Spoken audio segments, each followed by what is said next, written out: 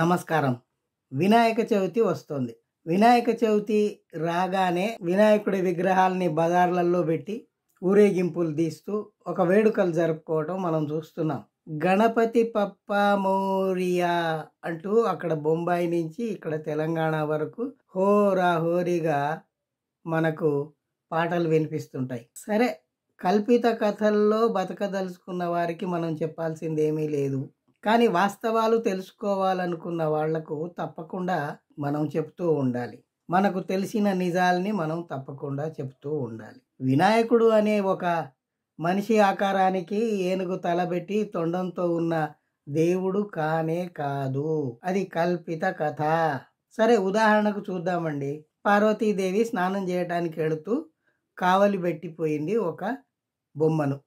ఆ బొమ్మ ఎక్కడ? తన మైల నుంచి తీసి ఒక బొమ్మ తయారు చేసి దానికి ప్రాణం పోసి అక్కడ పెట్టి కాపలాగా పెట్టిపోయింది. ఇంతలోకి శంకరుడు వచ్చాడు. శంకరుడు ప్రవేశిస్తుంటే ఆ కుర్రవాడు, ఆ బాలుడు ఎవరైతే ఉన్నారో అతను అడ్డుకున్నాడు.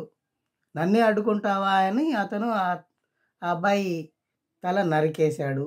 తర్వాత తెలిసింది ఇది పార్వతి తయారు చేసిన బొమ్మ. తర్వాత ప్రాణం పోసింది, వాడు తమకు కొడుకు అని అంతా తెలిసిన తర్వాత అడవిలోకి పోయి ఎక్కడో ఉన్న ఒక ఏనుగు ప్రాణాన్ని తీసి దాన్ని తల నరికి తెచ్చి దీనికి అతుకుపెట్టారు. అసలు ఇందులో నమ్మశక్యమైన విషయాలు ఏమైనా ఉన్నాయా? మీ పురాణాల, మీ పవిత్ర గ్రంథాల ప్రకారమే దేవుడు అత్యంత శక్తివంతుడు కదా. అతను తనను అడ్డగించే ఆ బాలకుడు తన కుమారుడే అని గ్రహించలేడా? సరే, గ్రహించలేడు, తల ఖండించేశాడు, అయిపోయింది. మరి అంత శక్తివంతుడు ఆ అబ్బాయికి మళ్ళీ ప్రాణం పోయొచ్చు కదా, ఆ తల అతుకుపెట్టి ప్రాణం పోయొచ్చు కదా. లేదు, ఎక్కడో ఉన్న ఏనుగును తెచ్చి దీనికి తలగబెట్టారు, తగిలించారు. ఎట్లా వీలవుతుంది? మనిషి మొండెం ఎంత ఉంది, ఏనుగు మొండెం ఎంత ఉంది, వాటికి ఎట్లా అతుకుతాయి? ఏమాత్రం బుద్ధి జ్ఞానం ఉన్నవాడికైనా అనుమానం వస్తుంది. అరే, ఇవి కలయిక కలవాలంటే బోన్స్ కలవాలి, నరాలు కలవాలి, రక్తనాళాలు కలవాలి, కండరాలు కలవాలి, ఎన్నో కలిస్తే కానీ ఆ అతుకు అనేది జరగదు జీవశాస్త్ర ప్రకారం. అవేవి లేకుండా పెట్టాడు, అది అయిపోయింది, బాలకుడు అయిపోయాడు, తొండం వేసుకొని తిరుగుతున్నాడు అంటే అది కల్పిత కథ కాకుండా వాస్తవానికి ఏమైనా దగ్గరగా ఉందా? పోనీ పార్వతి అంత శక్తిమంతురాలు, ఆమె తన కొడుకును కాపాడుకోలేదా? ప్రాణం పోయలేదా? విలవిలలాడుతూ ఏడవేయటం ఎందుకు? అప్పుడు శంకరుడు పోయి ఆ ఏనుగు తల దేవటం ఎందుకు? ఇవన్నీ అబద్ధపు కథలని మనకు తెలియటం లేదా? సరే, ఈ వినాయకుడిని రోడ్డుకి ఈడ్చిన వాడు ఎవరో మీకు తెలుసు. లోకమాన్య బాలగంగాధర్ తిలక్ అని ఒక దేశభక్తుడు అని చెప్పుకునే అతను ఉన్నాడు. హిందువులందరినీ ఐక్యం చేయటానికి ఆ వినాయకుడు అనేవాడిని తెచ్చి రోడ్డు మీద ఎక్కడ పడితే అక్కడ అపరిశుభ్రమైన స్థలాల్లో కూడా ఆ దేవుడి విగ్రహాలు పెట్టి అక్కడ డిస్కో డాన్సులు చేసుకుంటూ తైతక్కలాడుతున్నారు. మనం అంతా చూస్తున్నాము. ఇది భక్తి, దీన్ని మనం నమ్ముతూ ఉండాలి అని ఈ దేశభక్తులు అనుకుంటూ ఉంటారు. సరే, దాన్ని అట్లా ఉండనిద్దాం. మరి వాస్తవం ఏమిటండి అంటే, సాధారణ శకానికి పూర్వం గణరాజ్యాలు ఉండేవి.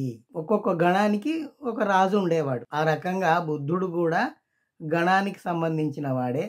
ఆ తర్వాత 200-300 ఏళ్ల తర్వాత వచ్చిన అశోకుడు కూడా గణరాజ్యానికి సంబంధించిన వాడే. ఇది మనకు చరిత్ర చెప్తుంది. ఈ గణపతి ఎలా అయ్యాడు మరి అంటే, గణరాజ్యానికి ఎవరైతే అధిపతో వారిని వాళ్ళు గణపతి అని పిలుచుకున్నారు. గణరాజ్యానికి అధిపతి అయిన వాడు గణపతి, అంతేగాని ఈ తొండం పెట్టుకున్న ఒక మనిషి అందులో ఎలుక మీద స్వారీ చేసే దేవుడు గణపతి అని మనల్ని నమ్మమంటున్నారు. మనం ఇన్నేళ్లుగా నమ్ముతూనే ఉన్నాము. ఎవడు ప్రశ్నించకూడదు వైదిక మతస్థుల్ని, వాళ్ళు చెప్పిన ఛాందస భావాల్ని ఎవడు ప్రశ్నించకూడదు. ప్రశ్నిస్తే వాడి పని హత్యే, వాడు నోరు మోయించటమే. సరే, ఈ దుర్మార్గాలు పక్కన పెట్టి అసలు విషయానికి వస్తే, గణరాజ్యానికి అధిపతి ఎవరైతే ఉన్నారో వాళ్ళు గణపతి అని అనుకున్నారు. సో గణపతి అని ఆనాటి ప్రజలు ప్రార్థించారు. ఎవరిని? ఆ బుద్ధుణ్ణి.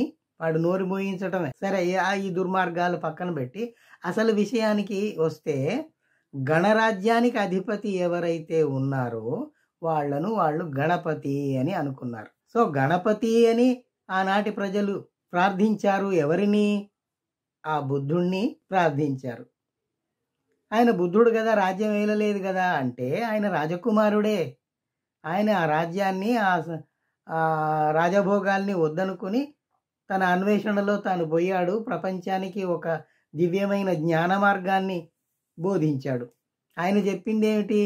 మైల అంటే మన ఒంటి మీది మైల కాదు, మనసులో ఉన్న మైలను తీసేయండి. అది బుద్ధుడు చెప్పిన సారాంశం. అంటే కుత్సిత బుద్ధి, దుర్బుద్ధి ఏదైతే ఉందో మనసులో దాన్ని తీసేయండి అని బుద్ధవచనంలో ఉంటే, దాన్ని తీసుకొని ఇక్కడ కథ అల్లారు. పార్వతి తన మైలను తీసి బొమ్మ చేసింది అని ఇక్కడ రాసుకున్నాం. ఇట్లా మనం వాస్తవము ఆ కల్పిత కథ ఒక పక్కన పెట్టుకొని వాస్తవాల్ని మనం ఇంకో పక్కన పెట్టుకొని బేరీజు వేసుకుంటే మనకు తేడా స్పష్టంగా తెలుస్తుంది.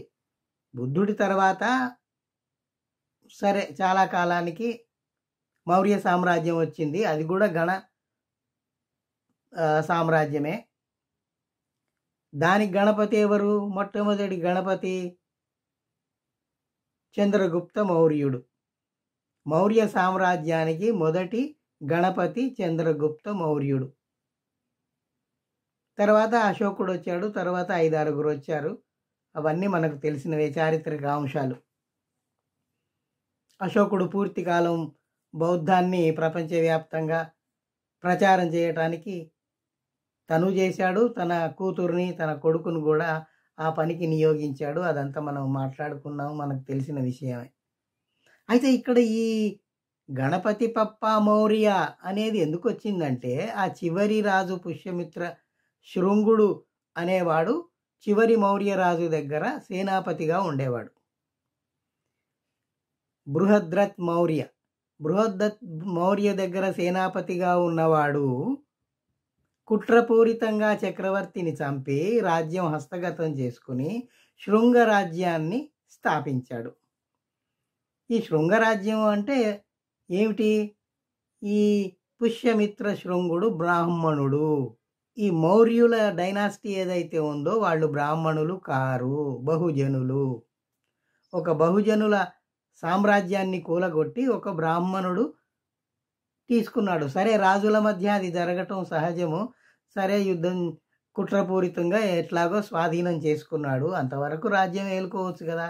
లేదు, తన వైదిక మతాన్ని స్థాపించటానికి విశ్వవ్యాప్తంగా, ముఖ్యంగా ఆసియా ఖండం అంతా వ్యాపించి ఉన్న బౌద్ధాన్ని నాశనం చేయటానికి ఈ శృంగుడు ఏం చేశాడు? ప్రతి బుద్ధుడి తల,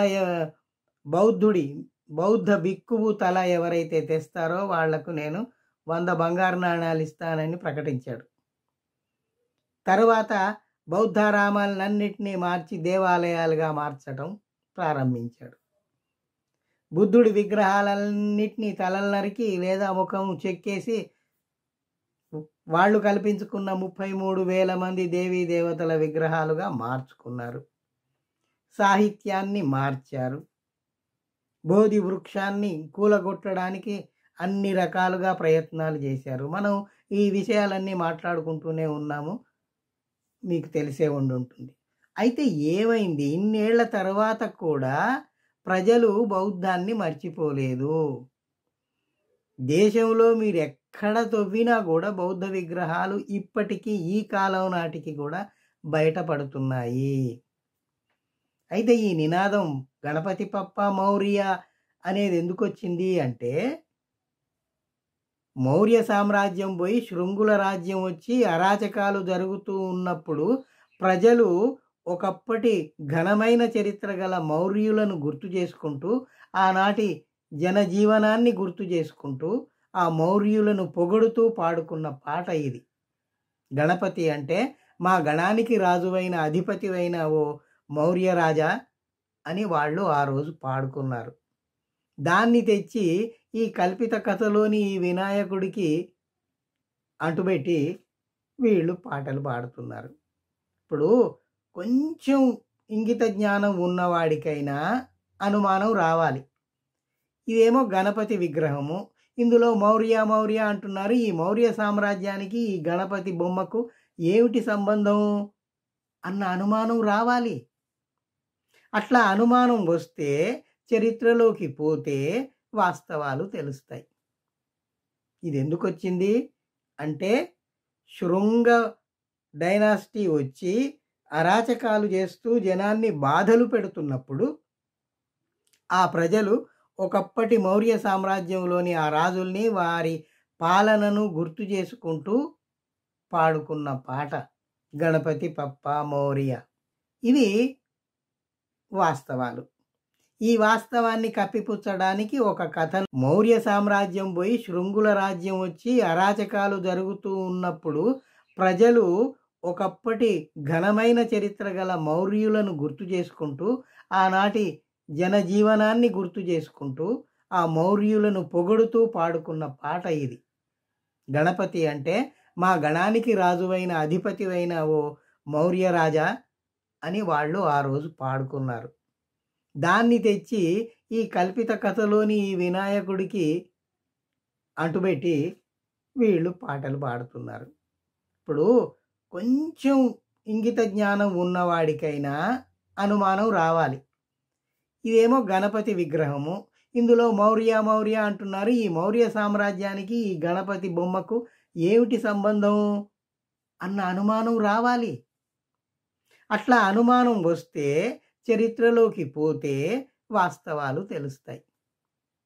ఇది ఎందుకు వచ్చింది అంటే శృంగ డైనాసిటీ వచ్చి అరాచకాలు చేస్తూ జనాన్ని బాధలు పెడుతున్నప్పుడు ఆ ప్రజలు ఒకప్పటి మౌర్య సామ్రాజ్యంలోని ఆ రాజుల్ని వారి పాలనను గుర్తు చేసుకుంటూ పాడుకున్న పాట గణపతి పప్ప మౌర్య. ఇవి వాస్తవాలు. ఈ వాస్తవాన్ని కప్పిపుచ్చడానికి ఒక కథనల్లి అందులో శివుడు, పార్వతి, వినాయకుడు, ఏనుగు. ఆ ఏనుగు ఎందుకు దొరికిందయ్యా అంటే బుద్ధుడు పుట్టక ముందు తల్లి మాయాదేవి కలలో ఏనుగు, తెల్ల ఏనుగు కనిపించింది అని మనకు జాతక కథల్లో ఒక చోట కనిపిస్తుంది. ఇంకొకటి చూడండి, బౌద్ధ క్షేత్రాలు ఎక్కడున్నాయో అక్కడ ఏనుగుల విగ్రహాలు తప్పకుండా ఉంటాయి. అంటే బౌద్ధానికి ఏనుగుకు ఒక సంబంధం ఉంది. ఇంకొక పాళీ భాషలో ఏనుగును నాగా అంటారు. నాగవంశము అంటే అదొక ఆదివాసీలు, అదొక వంశము. వాళ్ళు కూడా చిన్న చిన్న రాజ్యాలు దేశవ్యాప్తంగా ఉండేవి. ఆ నాగులందరూ బుద్ధుడికి అనుచరులు, బుద్ధుణ్ణి రక్షించుకుంటూ ఉండేవారు. ఆ రక్షించుకుంటూ ఉండేవారన్న అర్థాన్ని చూపెట్టడానికి బుద్ధుడు తపస్సు చేసుకుంటున్నట్టు వెనక ఒక నాగుపాము వచ్చి రక్షణ ఇస్తున్నట్టు మనకు శిల్పాలు కనబడతాయి అక్కడక్కడ. అక్కడ సర్పాలు కాదు, తాచుపాములు కాదు, వాళ్ళు నాగవంశీయులు. అందుకే చూడండి, ఆ నాగవంశీయులు ఎక్కడెక్కడైతే విస్తృతంగా ఉండేవారో ఆ ప్రాంతాలన్నీ నాగ పేరుతో ఇప్పటికీ దేశంలో ఉన్నాయి.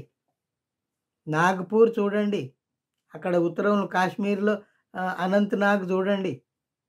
ఇలా నాగ పేరుతో మనకు లెక్కలేనన్ని ఊళ్ళు, ప్రాంతాలు ఉన్నాయి. నాగ అంటే ఏనుగు. అంటే బౌద్ధానికి ఏనుగుకు ఉన్న సంబంధాన్ని అర్థం చేసుకుని దాన్ని మిస్లీడ్ చేయటానికి, దాన్ని తప్పుదారి పట్టియటానికి అక్కడ మైలతో తయారు చేసిన బొమ్మ ఎంత ఉంటుందండి? మైక్రాన్స్లో ఉంటుంది, మిల్లీమీటర్ అంత ఉంటుంది. దానికి ఒక ఏనుగు తల, ఇంత పెద్ద ఏనుగు తల తెచ్చి ఎట్లా పెడతారు? అంటే కామన్ సెన్స్ లేకపోతే ఎట్లయినా పెట్టవచ్చు. కామన్ సెన్స్ ఉంటే మనలాంటి వాళ్ళము భరించలేము. అందుకే ప్రశ్నలు వస్తాయి, ప్రశ్నిస్తారు. ప్రశ్నిస్తే సనాతనవాదులకేమో, సంప్రదాయవాదులు అని చెప్పుకునే వాళ్లకు, దేశభక్తులం మేము అని జబ్బలు విరుచుకునే వాళ్లకు అవి నచ్చట్లేదు. సరే, ఎవరికి నచ్చినా నచ్చకపోయినా నిజాలు నిజాలుగానే ఉంటాయి. నిజాలు అబద్ధాలుగా మారవు. మీరు నిజాల్ని అబద్ధాలుగా మార్చి, అబద్ధాల్ని నిజాలుగా మార్చి ఒక రకమైన అధికారం చెలాయించాలన్న హైందవ ధర్మం ఏదైతే ఉందో దాని అరాచకాలన్నీ బయటికి వస్తూనే ఉన్నాయి.